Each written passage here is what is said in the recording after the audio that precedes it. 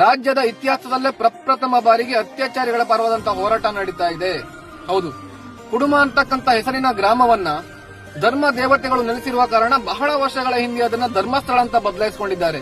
ಇವಾಗ ಆಗ್ತಿರುವಂತಹ ಘಟನೆಗಳ ಬಗ್ಗೆ ಮಾತಾಡುವಾಗ ಆ ಗ್ರಾಮದ ಹೆಸರನ್ನ ಹೇಳ್ತಾ ಇದ್ದಾರೆ ಹೊರತು ಅಲ್ಲಿರುವಂತಹ ದೈವ ದೇವರುಗಳನ್ನ ಯಾರೂ ಕೂಡ ನಿಂದನೆ ಮಾಡ್ತಾ ಇಲ್ಲ. ಎಲ್ಲಾ ಪಕ್ಷದವರು, ಸಂಘಟನೆಯವರು ಸುಳ್ಳು ಸುದ್ದಿಗಳನ್ನ ಹಬ್ಬಿಸಿ ಬಿಟ್ಟಿ ಪ್ರಚಾರ ತಗೊಳ್ಳೋದನ್ನ ಬಿಟ್ಬಿಡಿ. ಇಷ್ಟು ದಿನ ನ್ಯಾಯದ ಪರ ಹೋರಾಟ ಮಾಡುವಂತ ನೈತಿಕತೆ ಇಲ್ಲದೆ ಜೀವಂತ ಶವಗಳ ತರ ಇದ್ದಂತ ನೀವು ಇವತ್ತು ಯಾವನೋ ಕರೆ ಕೊಟ್ಟಂತ ಧರ್ಮಕ್ಷೇತ್ರ ಸಂರಕ್ಷಣೆ ಹೊರಟಿದ್ದೀರಲ್ಲ, ಇದಕ್ಕಿಂತ ನಾಚಿಕೆಗಡಿನ ವಿಷಯ ಇನ್ನೊಂದಿಲ್ಲ. ಮಹಿಳೆಯರ ಬಗ್ಗೆ ಅಪಮಾನ ಮಾಡಿ ಅದೇ ಮಹಿಳೆಯರಿಂದ ಚಪ್ಪಲಿಲಿ ಹೊಡೆಸ್ಕೊಂಡು ತನ್ನ ಚಾನೆಲ್ಗಳನ್ನ ಬಂದ್ ಮಾಡಿಸಿ ಓಡಿದಂತ ರಾಕೇಶ್ ಶೆಟ್ಟಿ ಇವನು ಧರ್ಮಕ್ಷೇತ್ರ ಸಂರಕ್ಷಣೆ ಮಾಡೋಣ. ಇವತ್ತು ಸಾರ್ವಜನಿಕ ದೇವಸ್ಥಾನ ಒಬ್ಬ ಧರ್ಮದರ್ಶಿಯ ಹೆಸರಿಗಿದ್ರು ಕೂಡ ಮಾತಾಡೋ ಯೋಗ್ಯತೆ ಇಲ್ಲದಿರುವ ಗಿಳಿಮರಿ ಇವನು ಧರ್ಮಕ್ಷೇತ್ರ ಸಂರಕ್ಷಣೆ ಮಾಡೋಣ.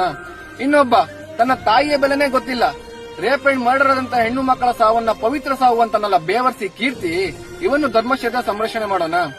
ಗೊತ್ತೋ ಗೊತ್ತಿಲ್ಲನೋ ನೀವುಗಳು ಹೊರಟಿರುವುದು ಧರ್ಮಕ್ಷೇತ್ರ ಸಂರಕ್ಷಣೆಗಲ್ಲ, ಬದಲಾಗಿ ಗೂಂಡಗಳ, ಅತ್ಯಾಚಾರಿಗಳ ಸಂರಕ್ಷಣೆಗೆ. ಹೆಣ್ಣನ್ನ ಗೌರವಿಸುವಂತ ಈ ಭೂಮಿಲಿ ಒಬ್ಬ ಭಯೋತ್ಪಾದಕನಿಂದಲೂ ಸಾಧ್ಯವಾಗಲ್ಲ ಅಷ್ಟೊಂದು ಕ್ರೂರವಾಗಿ ಅತ್ಯಾಚಾರ, ಕೊಲೆ ಮಾಡಿ ಬಿಸಾಕಿದಿರಲ್ಲ, ಆ ಸಂದರ್ಭ ಹೆಣ್ಣು ಮಕ್ಕಳು ಅನುಭವಿಸಿರುವಂತ ನೋವು, ಇವತ್ತಿಗೂ ಕೂಡ ಅವರನ್ನ ಕಳ್ಕೊಂಡು ಅವ್ರ ತಾಯಂದಿರು ಹಾಕ್ತಿರುವಂತ ಕಣ್ಣೀರು ಬರೀ ಅತ್ಯಾಚಾರಿಗಳನ್ನ ಮಾತ್ರ ಅಲ್ಲ, ಅವರನ್ನ ಸಮರ್ಥನೆ ಮಾಡ್ಕೊಳ್ತಾ ಇದ್ದಾರಲ್ಲ ಬೇವರ್ಸಿಗಳು, ಇವರನ್ನು ಕೂಡ ಸುಮ್ಮನೆ ಬಿಡಲ್ಲ. ಸತ್ಯ, ಧರ್ಮ, ನ್ಯಾಯ, ನೀತಿಗೆ ಇನ್ನೊಂದು ಹೆಸರೇ ಅಣ್ಣಪ್ಪ ಸ್ವಾಮಿ ಹಾಗೂ ಮಂಜುನಾಥ ಸ್ವಾಮಿ. ಕಾನೂನಿನ ಕಣ್ಣಿಂದ ನೀವು ಯಾವಾಗಲೂ ತಪ್ಪಿಸಿಕೊಳ್ತಾನೆ ಇರ್ಬೋದು, ಆದ್ರೆ ದೇವುಗಳ ಕಣ್ಣಿಂದಲ್ಲ. ಮುಂದಿನ ದಿನಗಳಲ್ಲಿ ಪಾಪಿಗಳ ಅಂತ್ಯ ತುಂಬಾ ಭೀಕರವಾಗಿರುತ್ತೆ. ದಯವಿಟ್ಟು ಮನುಷ್ಯತ್ವ, ಮಾನವೀಯತೆ ಉಳ್ಳಂತ ಜನರು ಕ್ಷೇತ್ರ ಸಂರಕ್ಷಣೆ ಅನ್ನುವಂತ ನಕಲಿ ಹಿಂದುತ್ವವಾದಿಗಳ ಹೋರಾಟದಲ್ಲಿ ಭಾಗವಹಿಸಬೇಡಿ. ಯಾಕಂದ್ರೆ ನಮ್ಮ ಹೋರಾಟ ಏನಿದ್ರು ನೊಂದವರ ಪರವಾಗಿರ್ಬೇಕು ಹೊರತು ಕೊಂದವರ ಪರವಾಗಲ್ಲ. ಅರ್ಥ ಆಯ್ತು ಅನ್ಕೊಳ್ತೀನಿ. ಜೈ ಅಣ್ಣಪ್ಪ ಸ್ವಾಮಿ, ಜೈ ಮಂಜುನಾಥ ಸ್ವಾಮಿ.